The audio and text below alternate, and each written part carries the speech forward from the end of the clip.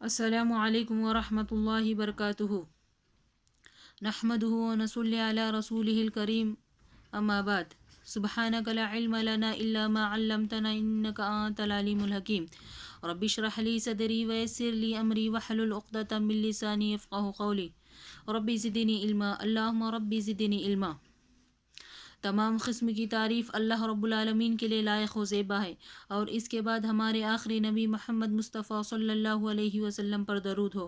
اللہم صلی علی محمد وعلی آل محمد۔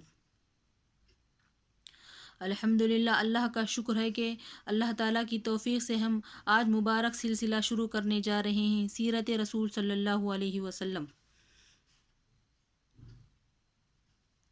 آج کے درس میں ہم دیکھیں گے رسول اللہ صلی اللہ علیہ وسلم کی پیدائش کے پہلے کے حالات۔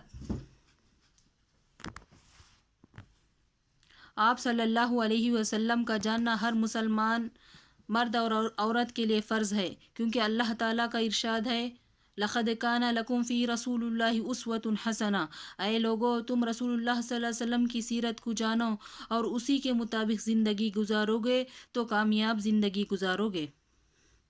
آپ صلی اللہ علیہ وسلم کا سیرت کا مطالعہ صرف کیا مسلمان ہی کرتے ہیں؟ نہیں، بلکہ غیر مسلم بھی آپ صلی اللہ علیہ وسلم کا سیرت کا مطالعہ کرتے ہیں۔ ایک ہندو سوامی نے آپ صلی اللہ علیہ وسلم کی سیرت کا مطالعہ کیا اور اس نے ایک کتاب لکھی، عرب کا چاند، وہ بھی اردو زبان میں۔ اسی طرح ایک عیسائی مائیکل ہارٹ نے بھی آپ صلی اللہ علیہ وسلم کا سیرت کا مطالعہ کیا، اور اس نے آدم علیہ السلام سے لے کر آج تک کے تمام انسانوں میں سے افضل ترین انسانوں کو چنا، اور اس نے ایک کتاب لکھی، دا 100، اور اس میں اس نے آپ صلی اللہ علیہ وسلم کو پہلے نمبر پر رکھا، اور اس نے عیسیٰ علیہ السلام کو چھٹے نمبر پر رکھا، حالانکہ وہ عیسائی تھا۔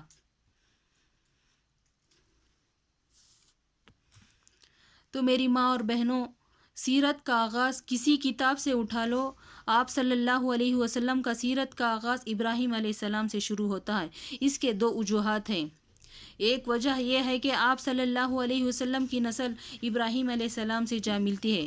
حدیث رسول ہے، رسول اللہ صلی اللہ علیہ وسلم نے فرمایا، اللہ تعالیٰ نے ابراہیم علیہ السلام کی نسل سے اسماعیل علیہ السلام کو چنا، اور اسماعیل سے بنو کنانا کو چنا، اور کنانا سے قریش کو چنا، اور قریش سے بنو ہاشم کو چنا، اور بنو ہاشم سے اللہ تعالیٰ نے میرا انتخاب فرمایا ہے۔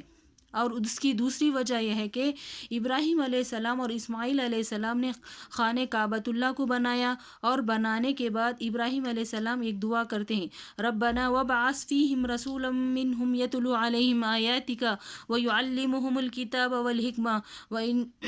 والحکمہ ویزکیہم انک انت العزیز الحکیم۔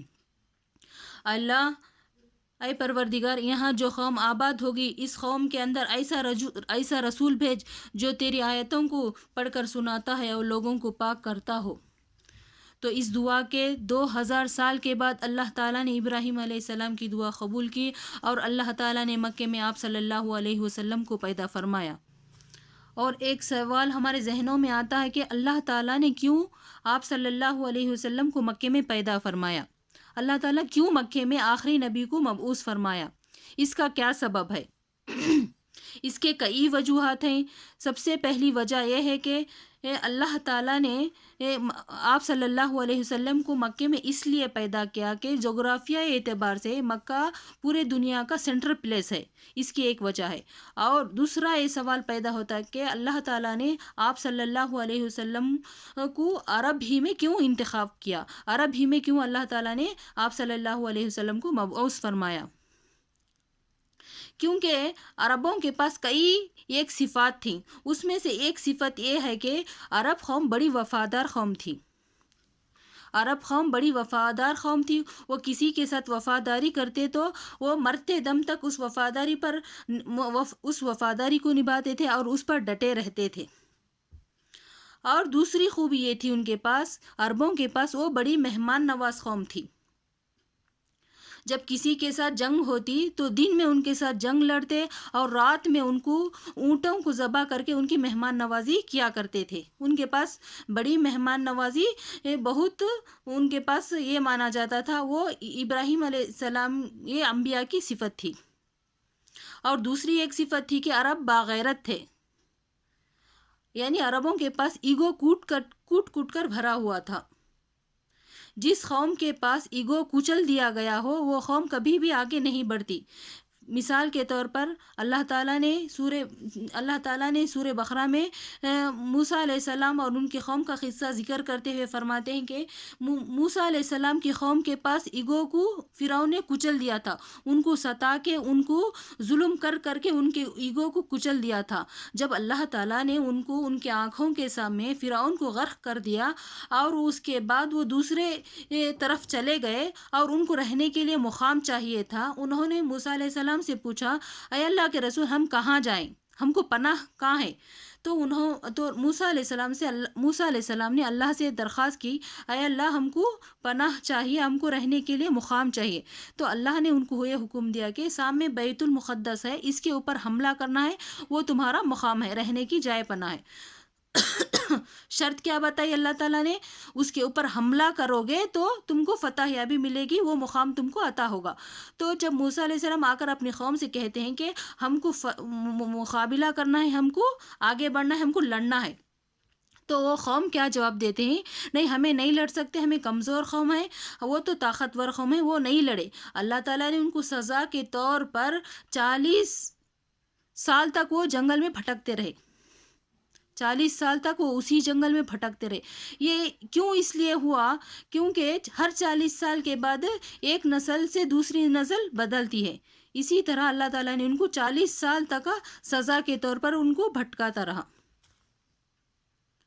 عرب قوم کے اندر ایگو کوٹ کر بھرا ہوا تھا، وہ ایگو کو غلط استعمال کر رہے تھے، لیکن اللہ نے اور اسلام نے ان کو صحیح راستے پر لگائے. ان کے ایگو کو، وہ ایگو کی وجہ سے رسول اللہ صلی اللہ علیہ وسلم کے صحابہ کئی بڑے بڑے درباروں میں جاتے تھے اور ان کے شان و شوکت کو نظر بھی اٹھا کر نہیں دیکھتے تھے اور وہ اپنا پیغام پہنچا کر آ جاتے تھے.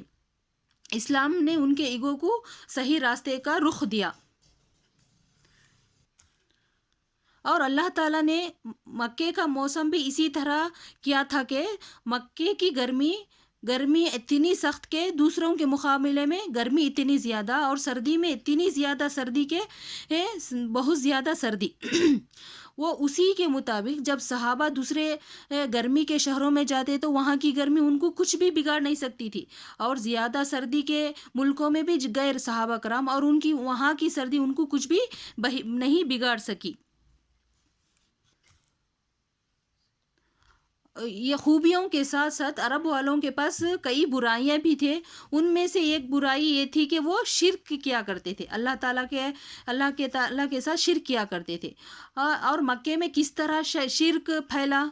تو ان کے پاس ایک سردار تھا، اس کا نام عمرو بن لوہی، جو مکے کا سردار تھا. اس نے ایک مرتبہ ملک شام کا سفر کیا اور اس نے وہاں دیکھا کہ لوگ بتوں کی پوجا کیا کر رہے ہیں. تو اس نے سمجھا کہ یہ تو انبیاء کی سرزمین ہے، یہاں کوئی غلط کام نہیں ہوتا. اس نے یہ سمجھا کہ یہ بھی صحیح کام ہے. اس نے اپنے ساتھ ایک بت کو لایا اور کعبۃ اللہ کے اندر نصب کیا. یہ پہلا شخص تھا، اس نے ایک بت کو لا کر کعبۃ اللہ میں نصب کیا اور باقاعدہ لوگوں کو اس کی عبادت کے لیے دعوت دی اور لوگوں نے لبیک کہہ کر اس کی عبادت کرنا شروع کر دیے. وہ چلتے چلتے ہر ایک کے پاس ہر گھر میں بت آنا شروع ہو گئے. اور اسی طرح وہ جب کبھی بھی سفر کے لیے جاتے تو وہ اپنے بت کو ساتھ لے جاتے. وہ بت کیا تھا؟ ایک پتھر تھا، ایک خوبصورت پتھر تھا. جب وہ سفر کے لیے جاتے تو وہ اس بت کو ساتھ لے جاتے اور راستے میں اس کی پوجا کیا کرتے تھے. راستے میں اس پتھر سے اور خوبصورت پتھر دکھتا تو اس پتھر کو پھینک دیتے اور وہ دوسرے خوبصورت پتھر کو رکھ لیتے تھے اور اسی کی پوجا کرتے تھے. ایک برائی ان کے اندر تھی. اور دوسرا طریقہ ان کے پاس یہ تھا کہ وہ جب کسی سفر میں جاتے تو ستو کے آٹے سے وہ بت کو بناتے تھے اور اس کو ساتھ میں لے جاتے تھے. اور راستے میں جب ان کا کھانا ختم ہو جاتا تو وہ اس بت کی باری آ جاتی اور کبھی اس کا ہاتھ توڑ کر کھا لیتے تھے اور کبھی اس کا پیر توڑ کر کھا لیتے تھے. تو اس کے بعد اور ایک برائی ان کے پاس یہ تھی کہ وہ اپنی بیٹیوں کو زندہ درگور کرتے تھے. ان کے پاس یہ بہت بڑی برائی تھی.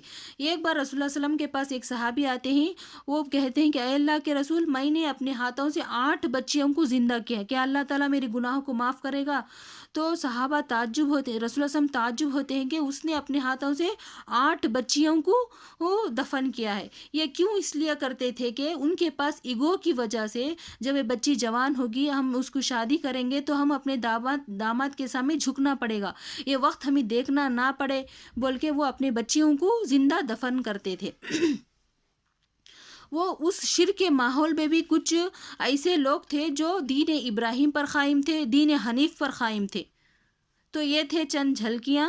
تو میں اگلے درس میں رسول اللہ صلی اللہ علیہ وسلم کی پیدائش اور پیدائش کے بعد ان کی رضاعت کے بارے میں گفتگو کروں گی انشاءاللہ. آخر میں اللہ تعالیٰ سے دعا ہے کہ اللہ تعالیٰ ہم کو حق بات کہنے اور سنی ہوئی باتوں پر عمل کرنے کی توفیق عطا فرمائے. السلام علیکم ورحمۃ اللہ وبرکاتہ.